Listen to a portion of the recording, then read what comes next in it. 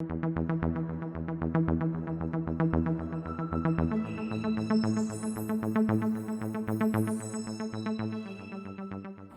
afternoon, and thank you for joining us on ABC50 NOW Live. I'm Isabella Colello. And I'm Delaney Kepner with a look at our weather.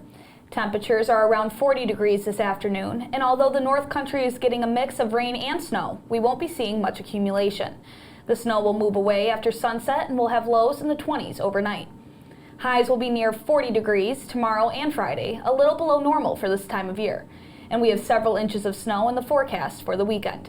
Our full 7-day forecast and up-to-date weather alerts are available online on informny.com. Now, let's take a look at the latest North Country news.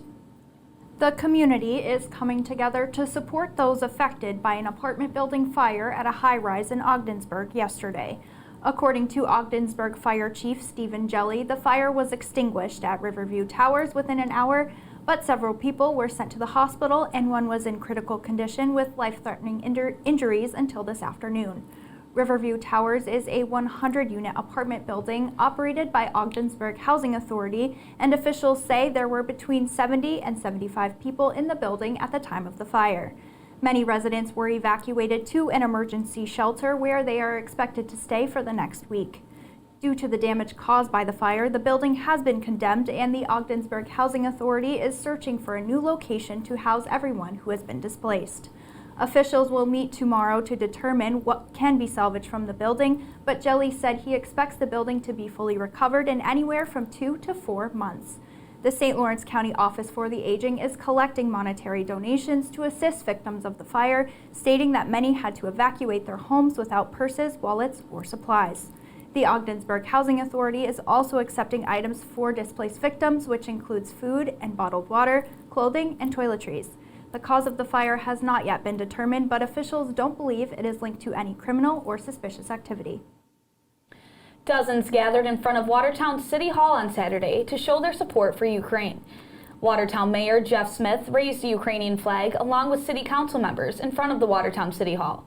Ukraine natives that now call the North Country home spoke at the flag raising, including Julia Altieri, who shared her story of coming to the United States with her family with hope for a better life after growing up under the former Soviet Union. Altieri's family in Ukraine is feeding Ukrainian soldiers and providing food and shelter for families who weren't able to evacuate. Her uncle's church has been serving as refuge for over 2,000 people. Altieri said she is proud of the Watertown community and their support for Ukraine. It touched my heart I know Watertown has a big heart anyway, just that we're here together to support what's going on in my home country. So it moved me. Watertown, my home, I love you dearly. And I would like to say today on behalf of our community, we stand with Ukraine. Slava Ukraini! Slava нашим героям. Gas prices hit record-breaking levels in the North Country overnight. The price of gas locally and nationally has surpassed the highest prices previously set during the recession in 2008.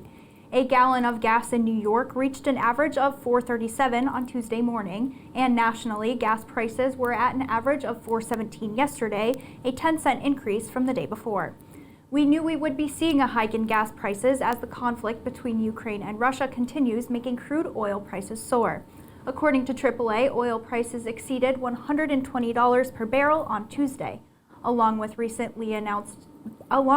recently announced ban on Russian oil, the U.S. has imposed sanctions on many aspects of Russia's economy and at least 26 high-profile politicians and oligarchs in an effort to pressure Russia to withdraw from Ukraine.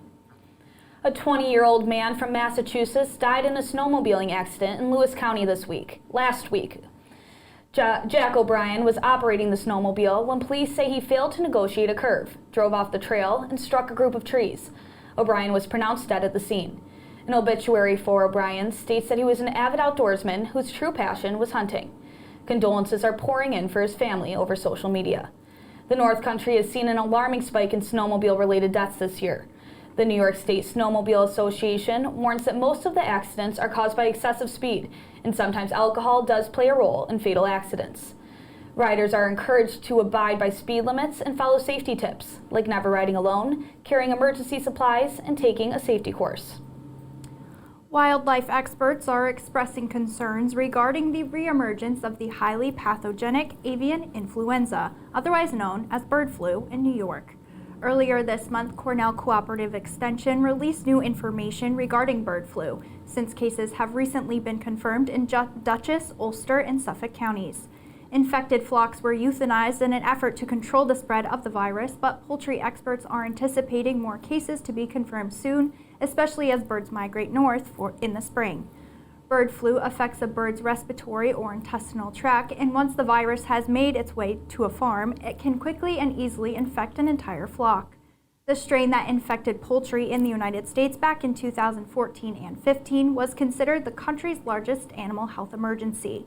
Poultry specialists are urging poultry producers to look for sudden high mortality and report any suspicious illnesses affecting a flock. The annual residential brush burn ban begins across New York State on March 16th. The ban will remain in effect through May 14th throughout the state in an effort to prevent wildfires and protect communities during heightened conditions for wildfires during the spring season.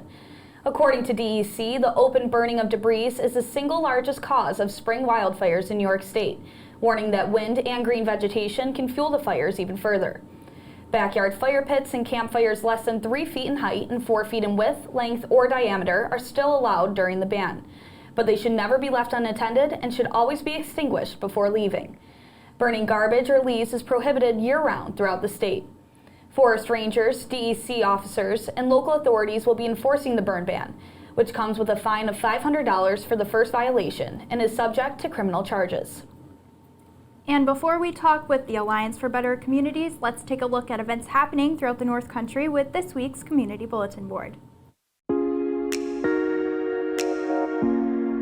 The Antwerp American Legion will be presenting old-time country western music on Sunday, March 13th from 2 p.m. until 5 p.m. The proceeds will benefit the Indian River Ambulance Fund. A corned beef and cabbage dinner will be available Thursday, March 17th at the Cabal Junction Fire Hall from 4 p.m. until 6 p.m. Tickets are $12 and are for takeout or drive-through only. Spring Fever Weekend will be held at Zoo New York on March 19th and 20th. Attendees will have the opportunity to learn about semi-aquatic animals awaking for springtime. A benefit jamboree for Hospice of Jefferson County will be held on Sunday, March 20th at the Eagles Club on Washington Street in Watertown. It begins at 12:30 p.m. with entertainment, food, and fun throughout the day. Do you have an event you'd like to share with the community? Share it with us. Submit your event by going to our website, informnny.com.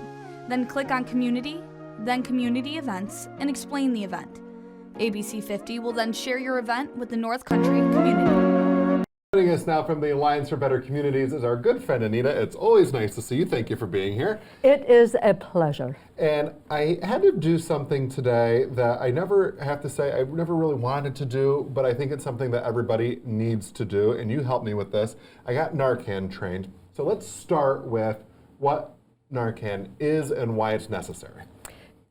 Naloxone, or Narcan, is an opiate reversal medication that helps revive, bring back to life individuals who are in an active overdose, and all trained individuals have the opportunity to help save a life, and that's what we're all about.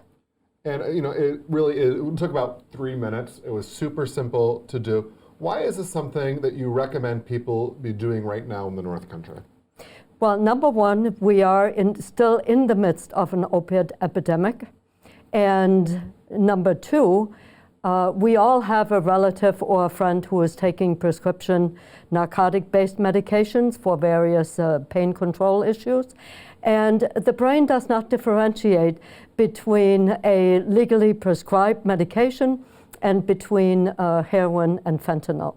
So therefore, it is vitally important that the more people are trained in appropriately applying Narcan to an individual who is in an overdose, the more we can help save lives. And that's why it is so important that everybody is trained, including personalities like you and anybody else who perhaps is at the station or at our place of employment. Basically, we're all trained. And so I thank you so much for helping spread the word about this life-saving intervention that only takes 2 to 3 minutes to learn. I was just going to say that it took next to no time at all. It's free to do. If somebody at home wanted to do this, how do they go about doing it? Simply call the Anchor Recovery Center or call us at Pivot at 315-788-4660. Anita, it is always a pleasure. Thank you so very much, and I hope that some of you at home take the time to do this. We're going to go ahead and send it back to Izzy and Delaney.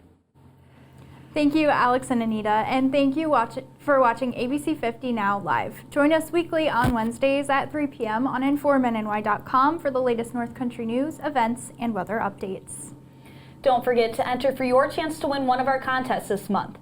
Register for the basketball challenge and get ready to make your bracket selections for a chance to win $500. The brackets open in 4 days, so get ready to make your picks. You can also make your predictions for those who will take home a gold statue at this year's Movie Awards as part of the Gold Statue Predictions Contest for a chance to win a $450 prize pack. Enter for your chance to win on our website. And while you're here, you can also subscribe to our daily newsletter for local news delivered right to your inbox every morning. And you can continue to stay up to date by tuning into News Channel 9 on ABC50 for a full hour of news, weather, and sports every weekday at 5:30 p.m. With ABC50 Now, I'm Isabella Colello. And I'm Delaney Kepner. We'll see you again next week.